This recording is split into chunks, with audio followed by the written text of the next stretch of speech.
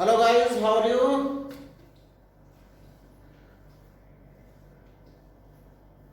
नमस्ते, नमस्कार। आज मैं आपको डी और एफ ब्लॉक का बहुत अच्छा टॉपिक बताने जा रहा हूँ, मैग्नेटिक प्रॉपर्टी। ये मैग्नेटिक प्रॉपर्टी है क्या और इसको हम कैसे समझेंगे, इसके क्वेश्चंस कैसे आते हैं, इसकी क्वारीज कैसे होगी, इस बात को हमको आज ध्यान देना है। ठीक है, ये आपका जो कंटिन्यू सिस्टम चल रहा है, ये सीरीज का पार्ट 5 है, जिसमें हम magnetic property D and F block की आपको रिप्रेजेंट करने की कोशिश कर रहे हैं। ठीक है, मैग्नेटिक प्रॉपर्टी क्या है? जो मैग्नेटिक सब्सटेंस है, magnetic property, when the various substance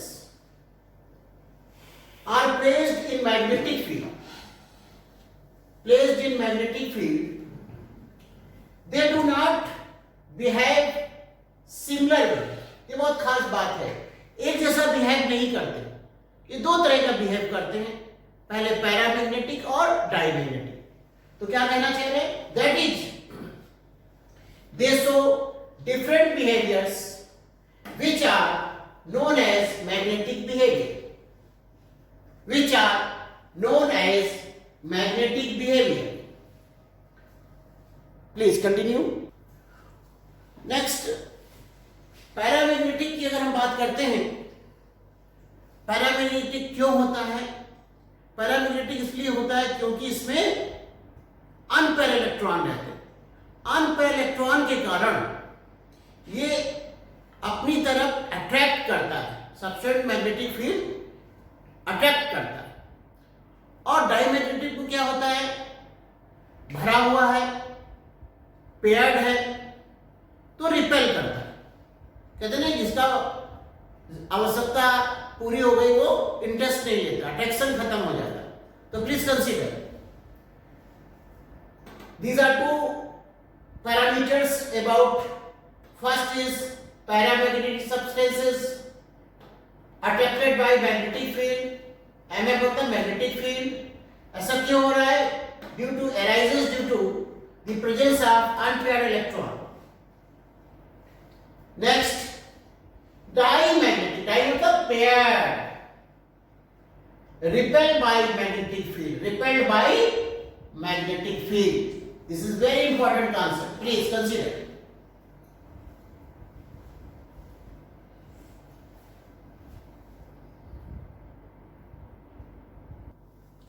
बहुत प्यारा ये फार्मूला है, mu is equal to under root n bracket n plus 2। इस फार्मूले से आप मैग्नेटिक म्यू निकाल सकते हैं, मैग्नेटिक मोमेंटम निकाल सकते हैं। इसका यूनिट होता है बोर्स मैग्नेटॉन्स। ठीक, please consider mu is equal to under root n plus 2। यहां पर म्यू क्या है? मैग्नेटिक मोमेंटम, मैग्नेटिक मोमेंट है, इसका यूनिट क्या है? Bourse magneton. इसको बीएम से रिप्रेजेंट करते हैं। एन की वैल्यू क्या है? यहां पर नंबर ऑफ अनपेयर्ड इलेक्ट्रॉन। अगर अनपेयर्ड इलेक्ट्रॉन नहीं है, जीरो है, तो म्यू की वैल्यू ऑटोमेटिकली जीरो होगा। इसका मतलब डायमैग्नेटिक में म्यू की वैल्यू जीरो रहेगी। ठीक,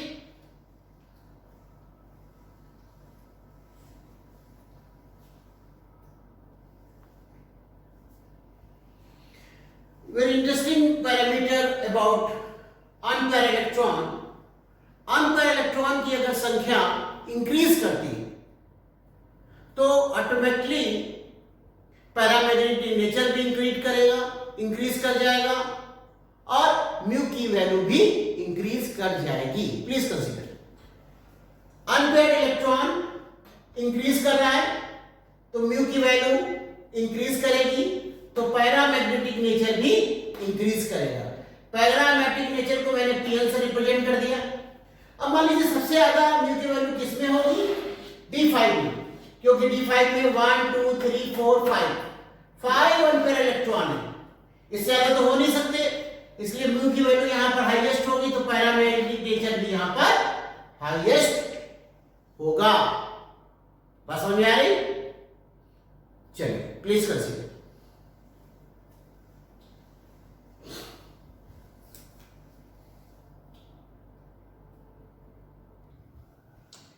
एक बहुत इंपॉर्टेंट टेबल हम आपसे डिस्कस करने जा रहे हैं। मैंने आयंस के विषय बताया, जैसे Sc3+, इसमें आउटर मोस्ट में कितने अनपेयर इलेक्ट्रॉन हैं और उससे म्यू की वैल्यू हम कैसे निकालेंगे, और एक ट्रिक एंड टेक्निक भी बताएंगे इसके बाद, जिससे आपको म्यू की वैल्यू देखते ही आ जाएगी। Please consider. देखिए, सबसे पहले मैंने सुनो TBC मन, फेंको नहीं कॉपर और जिंक, इसमें 3+ किया है। 3+ करने पे क्या हो जाएगा, 3D 0 हो जाएगा ऑटोमेटिक, क्योंकि 3 माइनस हो जाएगा। तो हमारा जो अनपेयर इलेक्ट्रॉन है वो भी 0 हो जाएगा, तो म्यू की वैल्यू भी 0 हो जाएगी। नेक्स्ट है Ti। Ti के दो केस है। दो केस में जब Ti 3+ है तो यहां 3D 1 है, जब Ti 2+ है तो यहां पर 3D 2 है। इसका मतलब पहले में अनपेयर इलेक्ट्रॉन कितने हैं, 1, दूसरे में कितने हैं, 2, तो म्यू की वैल्यू क्या आएगी, पहले वाले 1.73 और दूसरे वाले में क्या आएगी 2.84। लाइक दिस वेनेडियम V2+ की बात करते हैं तो लास्ट में 3D 3 आता है। इसका मतलब अनपेयर इलेक्ट्रॉन कितने हो गए, 3, तो म्यू की वैल्यू कितनी हो गई, 3.87। ये एक्सेप्शंस है, आपको याद है, पर यहां हम ध्यान रखेंगे। Cr2+, जब इसको हल करेंगे लास्ट में तो हमारे पास कितना आएगा, D4 मतलब लास्ट में अनपेयर इलेक्ट्रॉन कितने होंगे, 4, तो म्यू की वैल्यू कितनी हो जाएगी, 4.90। नेक्स्ट बात करते हैं Mn2+ की। ये सबसे ज्यादा अनपेयर इलेक्ट्रॉन दे रहा है, 3D5। नंबर ऑफ इलेक्ट्रॉन इधर कितने हो गए, मोस्ट सबसे ज्यादा है इसमें 5, तो इसकी वैल्यू कितनी आ रही है म्यू की, 5.92। Next Fe2+, 3D6। Unpaired electron की संख्या कितनी होगी, क्योंकि दो दो पेयर हो जाएंगे। अब देखिए इसको, यहां पर 6 कैसे बनाएंगे अपन, ऐसे 1 2 3 4 5 और 6, तो अनपेयर इलेक्ट्रॉन कितने हैं हमारे पास, 4। ये ध्यान देने वाली बात है। तो अनपेयर इलेक्ट्रॉन कितने हो गए, 4, तो म्यू की वैल्यू कितनी हो गई, 4.90। नेक्स्ट CO2+, यहां पर 3D7, 7 में क्या हो जाएगा, यहां पर एक और बढ़ जाएगा ऐसे, तो अनपेयर इलेक्ट्रॉन मेरे पास कितने हैं, 1 2 3 अनपेयर इलेक्ट्रॉन, तो म्यू की वैल्यू कितनी है, 3.87। नेक्स्ट Ni2+, Ni2+ में क्या हो जाएगा, 3D8। 3D8 पे क्या हो जाएगा, हमारे पास अनपेयर इलेक्ट्रॉन की संख्या कितनी रह जाएगी, 2, क्योंकि ये 3 पेयर हो जाएंगे, तो वैल्यू क्या आ जाएगी उनकी, 2.84। Next Cu2+, 3D9। 9 का मतलब हो गया एक और बढ़ जाएगा इसमें, जब बढ़ जाएगा तो अनपेयर इलेक्ट्रॉन मेरे पास कितने बचेंगे, केवल 1 बचेगा। जब 1 बचेंगे तो म्यू की वैल्यू 1.73। लास्ट में Zn2+, ध्यान रखिएगा, Cub एक स्पेशल केस होता है, एक्सेप्शन होता है। 3D, अब 3D देखिए, 3D में क्या होगा, सभी पेयर हो जाएंगे इधर, जब सब पेयर हो गए तो अनपेयर की संख्या 0 हो गई, तो म्यू की संख्या ऑटोमेटिकली 0 आ गई।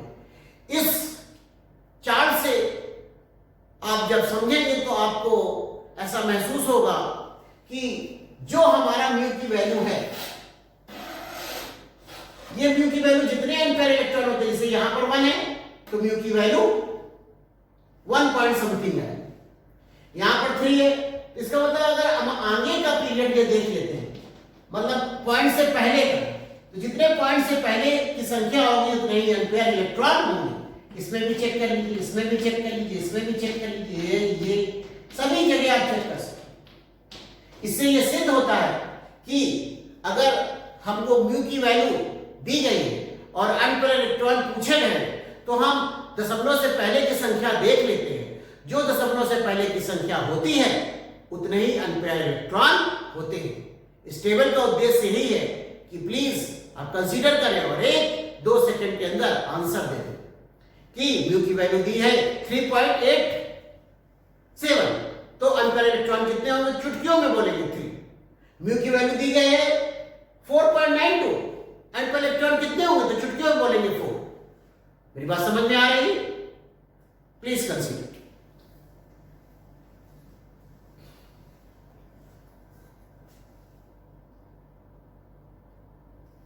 एक क्वेश्चन दिया गया था, उसमें पूछा गया था कि म्यू की वैल्यू 3.87 है, तो इसमें अनपेयर इलेक्ट्रॉन कितने होंगे? तो हमको इस फार्मूले की जरूरत नहीं है। Mu is equal to n+2। इसको लगाने में समय लगेगा। मैंने सबसे पहले देखा कि दशमलव से पहले 3 है तो अनपेयर इलेक्ट्रॉन 3 होगा। ठीक, ये बहुत ही फंटास्टिक ट्रिक है। इस ट्रिक को अपनाएंगे तो कम समय में आपके एमसीक्यूज हो जाएंगे और आप एक सक्सेस स्टूडेंट बन जाएंगे। अपने जेई और नीट के जो ख्वाब है उनको पूरे कर लेंगे। बहुत बहुत शुभकामनाएं आपकी। आपने मेरा लेक्चर देखा, प्लीज धन्यवाद। आपका दिन शुभ हो।